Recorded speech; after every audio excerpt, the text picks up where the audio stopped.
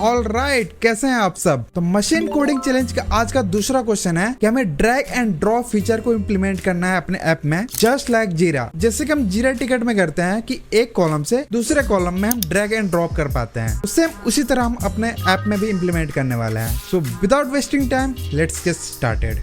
React के installation के बाद सबसे पहले हम एक स्टेट क्रिएट करेंगे कॉलम्स के नाम से, और अभी के लिए हम यहाँ पे डिफॉल्ट में दो कॉलम रख लेते हैं, कॉलम 1 और कॉलम 2। इन दोनों कॉलम में हम दो ऐड कर लेते हैं, आइटम 1, आइटम 2, आइटम 3। अभी इस कॉलम को रेंडर करने के लिए हम सिंपली क्या करते हैं, अपने कंटेनर के अंदर आ जाते हैं और ऑब्जेक्ट और कीज से हम कॉलम को एक्सट्रैक्ट करके इस पे मैप लगा लेते हैं।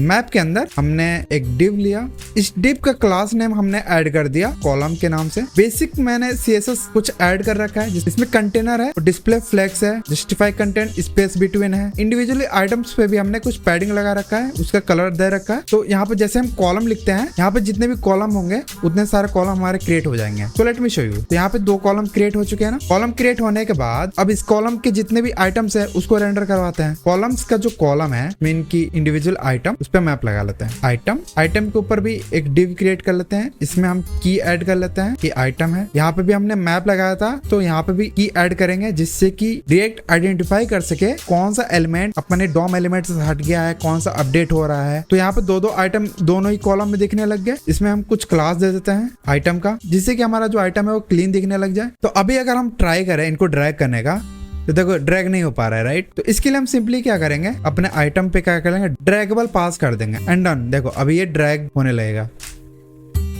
अब ये कहीं मूव नहीं हो सकता क्योंकि उसके लिए फंक्शनलिटी हमने ऐड नहीं किया है। इसके बाद हमें इस पे हमें एक फंक्शन की रिक्वायरमेंट पड़ेगी, ऑन ड्रैग स्टार्ट का। ऑन ड्रैग स्टार्ट फंक्शन बना लेते हैं, इसमें एक इवेंट ले लेते हैं, आइटम ले लेते हैं, और कौन से कॉलम से हम किस आइटम को मूव कर रहे हैं वो डेटा भी ले लेते हैं, जिससे कि हम उसके अकॉर्डिंग ही स्टेट को चेंज कर सकते हैं। इस केस में कॉलम 1, कॉलम 2 ये कॉलम में जाएगा और आइटम 1, आइटम 2 सारे आइटम इसके अंदर आएंगे। अब ऑन ड्रैग स्टार्ट के अंदर हम क्या करेंगे कि event data transfer dot set data में जिस भी की से हम सेव करना चाहें डेटा को हम सेव कर लेंगे। तो आइटम और फ्रॉम कॉलम दोनों को हम सेव कर लेते हैं। ऑन ड्रैग स्टार्ट का काम खत्म। अब आते हैं कॉलम पे। कॉलम पे क्या होगा कि ड्रॉप होगा। तो सबसे पहले एक ऑन ड्रॉप फंक्शन बना लेते हैं, इवेंट और 2 कॉलम में हम इवेंट ले लेंगे और ऑन ड्रॉप के अंदर इवेंट और कॉलम, किस कॉलम में ड्रॉप हो रहा है वो कॉलम के डिटेल और इवेंट। अब यहाँ पे जैसे हमने सेट डेटा से आइटम और फ्रॉम कॉलम को सेट किया, वैसे हम यहाँ पे गेट भी कर सकते हैं। इसको कॉपी कर लेते हैं, यहाँ पे कर लेते हैं पेस्ट, सेट डेटा की जगह पे कर लेते हैं गेट डेटा। उसके बाद इसको हम असाइन कर लेते हैं आइटम और फ्रॉम कॉलम में। और सबसे पहले हम चेक कर लेंगे कि जिस कॉलम से हम मूव कर रहे हैं किसी एलिमेंट को वो सेम तो नहीं है। तो अगर सेम है तो हम कुछ नहीं करेंगे, सिंपली रिटर्न कर देंगे। अगर सेम नहीं है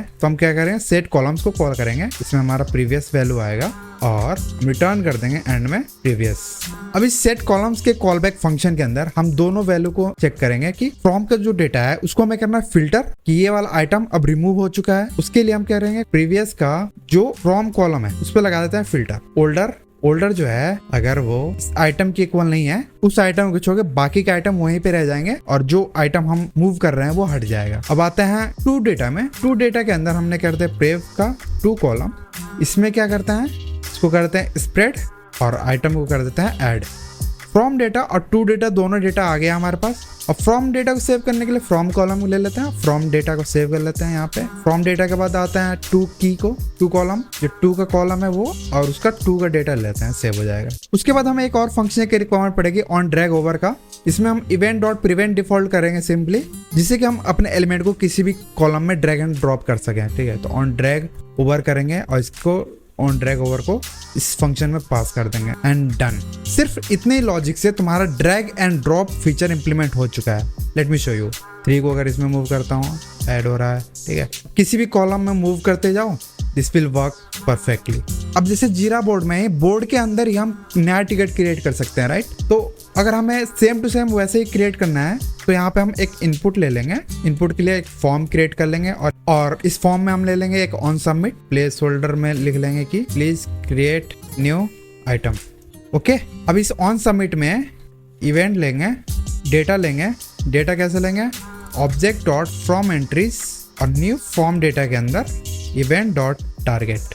इससे क्या होगा कि ये ऑब्जेक्ट में ही हमारा डेटा निकल के आ जाएगा और इसमें जो नेम है वो हमारे रहने वाला कॉलम का नेम। तो इस डेटा के अंदर हमारा जो कॉलम का नेम है, जैसे कॉलम 1 उसके अंदर जो भी हम एंटर कर रहे रहेंगे तो ऐसा कुछ डेटा आएगा। अब इस डेटा को सिंपली हम करेंगे सेट उस वाले कॉलम में जिस कॉलम में हम उस एलिमेंट को ऐड करना चाहते हैं। तो सेट कॉलम फंक्शन को कॉल कर लेंगे, सेट कॉलम प्रीवियस को कर देंगे स्प्रेड।